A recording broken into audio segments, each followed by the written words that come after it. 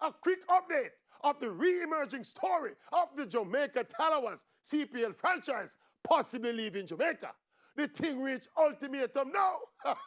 Talawas said the Jamaican government must spend some money with them or else. But the Maverick was thinking about the possible reasons why the Jamaican government is so reluctant to invest in the Talawas, especially when compared to what other governments in the region invest in their franchises. And it appears to me that for the local economies, the CPL itself is a tourism product.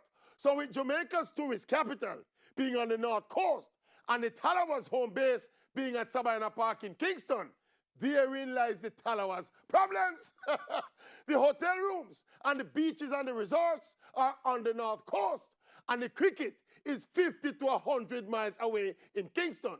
While in these smaller islands, everything from the airport to the cricket grounds to the hotel rooms, all of them are basically the same place on the beach. And that is a major advantage for these smaller islands and a disadvantage for Jamaica.